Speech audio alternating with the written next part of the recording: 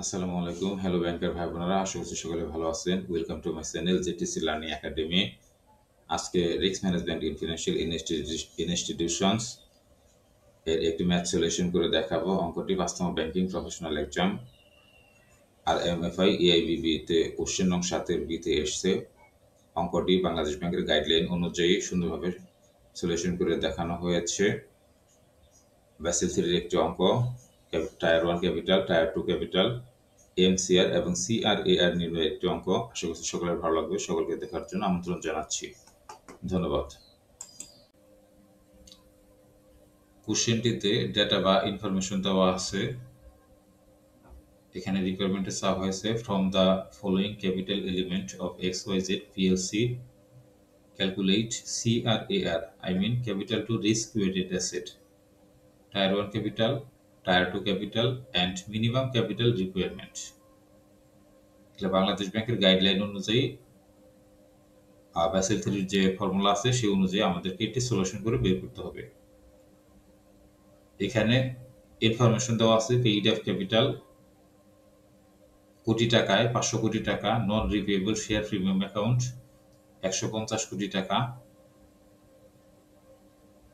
Statutory reserve 250 কোটি টাকা, general reserve 150 কোটি টাকা, পারপাসফুল বন্ড 400 কোটি টাকা, জেনারেল প্রভিশনস 100 কোটি টাকা, রিটেইনড আর্নিং 200 কোটি টাকা, মাইনরিটি ইন্টারেস্ট ইন 100 কোটি টাকা, সাবঅর্ডিনেট ডেট দেওয়া আছে 150 কোটি টাকা। আর রিস্ক ওয়েটেড অ্যাসেট দেওয়া আছে হচ্ছে 20,500 কোটি টাকা। এই ডেটাগুলো ব্যবহার করে আমাদেরকে শুরুতেই মিনিমাম ক্যাপিটাল রিকোয়ারমেন্ট বের করতে হবে এবং tier 1 capital ratio, tier 2 capital ratio এবং CRAR capital to risk weighted asset ratio নির্ণয় করতে হবে। অঙ্কটি সমাধান করতে আমাদেরকে দুইটি বিষয় জানতে হবে। সেটি হচ্ছে ব্যাসেল থ্রি গাইডলাইন অনুযায়ী টায়ার 1 ক্যাপিটালগুলো কী কী এবং টায়ার 2 ক্যাপিটালগুলো কী কী। টায়ার 1 ক্যাপিটাল হচ্ছে কোর ক্যাপিটাল, এর মধ্যে রয়েছে paid up capital, non repayable share premium account, statutory reserve, general reserve, retained earning, irredeemable preference share, dividend equalisation reserve, আর হচ্ছে মাইনরিটি ইন্টারেস্ট ইন সাবসিডিয়ারিজ।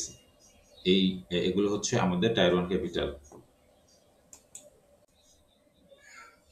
ব্যাসেল থ্রির গাইডলাইন অনুযায়ী আমাদের টায়ার 2 ক্যাপিটাল বা সাপ্লিমেন্টারি ক্যাপিটালের মধ্যে রয়েছে জেনারেল প্রভিশন, রিভ্যালুয়েশন রিজার্ভ, এর মধ্যে রয়েছে revaluation reserve for fixed asset, revaluation reserve for securities, revaluation reserve for equity instrument. 3 নম্বর হচ্ছে অল আদার প্রিফারেন্স শেয়ার, 4 নম্বর হচ্ছে সাবঅর্ডিনেট ডেট।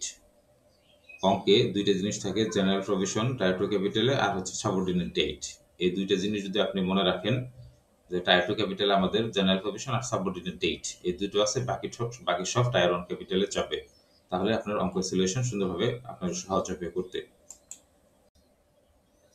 এখন আমরা এই ডেটাগুলো ব্যবহার করে এমসিআর নির্ণয় করব, I mean minimum capital requirement of XYZ PLC। Minimum capital requirement এর সূত্র হচ্ছে ব্যাসেল থ্রি গাইডলাইন অনুযায়ী 10% of the risk weighted asset. আমাদের টোটাল রিস্ক ওয়েটেড অ্যাসেট দেওয়া আছে 20,500 কোটি টাকা।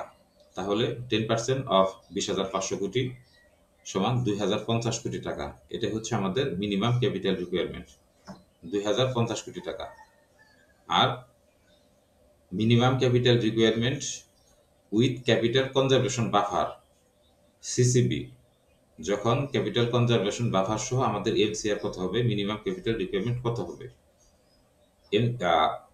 ক্যাপিটাল কনজারভেশন বাফার হচ্ছে আমাদের অতিরিক্ত 2.5%, এই রিস্ক ওয়েটেড অ্যাসেটের সাথে অতিরিক্ত 2.5%, আই মিন 10 আর হয়েছে আড়াই, তার মানে 12.5% of the total risk weighted asset. এটা হচ্ছে আমাদের ক্যাপিটাল কনজারভেশন বাফার সহ টোটাল মিনিমাম ক্যাপিটাল রিকোয়ারমেন্ট। তাহলে আমাদের রিস্ক ওয়েটেড অ্যাসেট দেওয়া আছে 20,500 কোটি টাকা, তাহলে এর 12.5% হবে আমাদের minimum capital requirement with capital conservation buffer. তাহলে 12.5% গুণন হচ্ছে 20,500 কোটি টাকা। তাহলে আমাদের দ্বারায় 2,562.50 কোটি টাকা। এটাই হচ্ছে আমাদের capital conservation buffer risk weight minimum capital requirement. আশা করছি বুঝতে পেরেছেন। ধন্যবাদ। এখন আমরা টায়ার 1 ক্যাপিটাল রেশিও নির্ণয় করব। টায়ার 1 ক্যাপিটাল রেশিওর সূত্র হচ্ছে common equity tier 1 capital plus additional tier 1 capital. এটাকে আমাদের ভাগ দিতে হবে টোটাল রিস্ক ওয়েটেড অ্যাসেট দ্বারা। সেটাকে যদি 100 দিয়ে গুণ দিই তাহলে আমাদের টায়ার 1 ক্যাপিটাল রেশিও আমরা পেয়ে যাব। কমন ইকুইটি টায়ার 1 ক্যাপিটালের মধ্যে রয়েছে paid up capital, non repayable share premium account, statutory reserve, general reserve, retained earning, minority interest in subsidiary. এগুলো হচ্ছে আমাদের কমন ইকুইটি টায়ার 1 ক্যাপিটাল। আর পারপাসুয়াল বন্ডের মধ্যে আছে আমাদের অ্যাডিশনাল টায়ার 1 ক্যাপিটালের মধ্যে আছে আমাদের পারপাসুয়াল বন্ড। এগুলো হচ্ছে সবই আমাদের টায়ার 1 ক্যাপিটাল। এটাকে টোটাল রিস্ক ওয়েটেড অ্যাসেট দ্বারা ভাগ দেওয়া হয়েছে।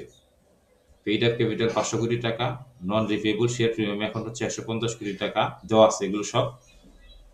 এগুলো হচ্ছে স্ট্যাটিউটরি রিজার্ভ দেওয়া আছে 250 কোটি টাকা, জেনারেল রিজার্ভ 150 কোটি টাকা, রিটেইনড আর্নিং হচ্ছে 200 কোটি টাকা, আর হচ্ছে মাইনরিটি ইন্টারেস্ট ইন সাবসিডিয়ারি 100 কোটি টাকা।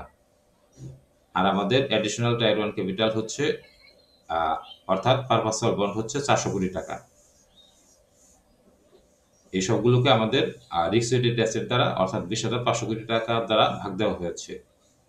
তার কমন ইকুইটি টায়ার 1 ক্যাপিটাল যোগ দিয়ে আমাদের বের হয়েছে 1350 কোটি টাকা, আর অ্যাডিশনাল টায়ার 1 ক্যাপিটাল আমাদের দেওয়া আছে 400 কোটি টাকা।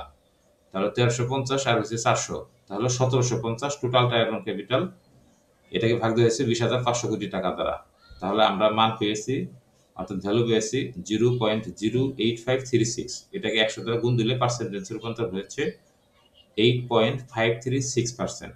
এটাই হচ্ছে আমাদের টায়ার 1 ক্যাপিটাল রেশিও। আশা করছি বুঝতে পেরেছেন। এটাকে আরেক পদ্ধতিতে করা যাবে। সবগুলো আপনি যদি সূত্র মনে না থাকে তাহলে টায়ার 1 ক্যাপিটালে যা আছে সবগুলো যোগ দিয়ে দিবেন। যোগ দেওয়ার পরে এটাকে টোটাল রিস্ক ওয়েটেড অ্যাসেট দ্বারা ভাগ দিয়ে দিবেন। এটা হচ্ছে মূলত সহজ, কিন্তু নিয়মতান্ত্রিকভাবে যেহেতু অঙ্ক করতে হবে, আমাদের tier 1 capital, common equity tier 1 capital আর অ্যাডিশনাল টায়ার 1 ক্যাপিটাল এই দুটো যোগ দিয়ে রিস্ক ওয়েটেড অ্যাসেট দ্বারা ভাগ দিয়ে রেশিও করলে এটাই উত্তম পদ্ধতি। ধন্যবাদ। এখন আমরা নির্ণয় করব টায়ার 2 ক্যাপিটাল। টায়ার 2 ক্যাপিটালের মধ্যে আমাদের যেটা শুরুতেই বলেছিলাম রয়েছে জেনারেল প্রভিশন আর হচ্ছে সাবঅর্ডিনেট ডেট। এটাকে টোটাল রিস্ক ওয়েটেড অ্যাসেট দ্বারা ভাগ দিলে আমাদের টায়ার 2 ক্যাপিটাল নির্ণয় হয়ে যাবে।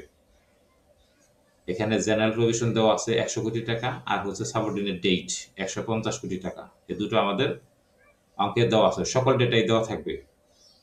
এটাকে ভাগ দেওয়া, এই দুটো যোগ দিয়ে এটাকে ভাগ দেওয়া হয়েছে টোটাল রিস্ক ওয়েটেড অ্যাসেট অর্থাৎ 20,500 কোটি টাকা দ্বারা। তাহলে 100 আর 150 যোগ দিলে 250, এটাকে ভাগ দেওয়া হয়েছে 20,500 কোটি টাকা দ্বারা। আমাদের মান পেয়েছি 0.012195, অর্থাৎ এটাকে 100 দ্বারা গুণ দিলে রেশিও করা হয়েছে 1.2195%। এটাই হচ্ছে আমাদের টায়ার 2 ক্যাপিটাল। আশা করছি বুঝতে পেরেছেন। খুবই সিম্পল। শুরুতে বলেছিলাম টায়ার 2 ক্যাপিটাল আমাদের জেনারেল প্রভিশন আর সাবঅর্ডিনেট ডেট, এই দুটো আপনি মনে রাখতে হবে, আর বাকি সব টায়ার 1 ক্যাপিটালে যাবে। তাইলে অঙ্কটি করা সহজ হয়ে যাবে। এখন আমরা নির্ণয় করব capital to risk weighted asset ratio, I mean CRAR। এটার ফর্মুলা হচ্ছে total eligible capital divided by total risk weighted asset. এখানে টোটাল এলিজিবল ক্যাপিটাল বলতে টায়ার 1 ক্যাপিটাল প্লাস টায়ার 2 ক্যাপিটালের যোগফল। এটাকে আমাদের ভাগ দিতে হবে টোটাল রিস্ক ওয়েটেড অ্যাসেট দ্বারা। তাহলে CRAR আমাদের দ্বারায় এখানে টায়ার 1 ক্যাপিটাল হচ্ছে 1750 কোটি টাকা। এটা আমরা পূর্বের ক্যালকুলেশন থেকে পেয়েছি। আর টায়ার 2 ক্যাপিটাল পেয়েছি 250 কোটি টাকা। এই দুটোর যোগফল হচ্ছে 2000 কোটি টাকা। এটাকে আমাদের ভাগ দিতে হবে টোটাল রিস্ক ওয়েটেড অ্যাসেট অর্থাৎ 20,500 কোটি টাকা দ্বারা। তাহলে আমরা মান পেলাম 0.0975। এটা হচ্ছে আমাদের CRAR ভ্যালু। এটাকে 100 দ্বারা গুণ দিলে আমাদের পার্সেন্টেজে রূপান্তর হয় 9.756%। এটাই হচ্ছে আমাদের CRAR রেশিও। আশা করছি বুঝতে পেরেছেন। যদি ম্যাথ সলিউশনটি ভালো লাগে সকলকে চ্যানেলটি সাবস্ক্রাইব করে পাশে থাকার জন্য অনুরোধ জানাচ্ছি। তো দেখা হবে পরবর্তী কোনো টিউটোরিয়ালে। সে পর্যন্ত সকলে ভালো থাকুন, সুস্থ থাকুন। আসসালামু আলাইকুম।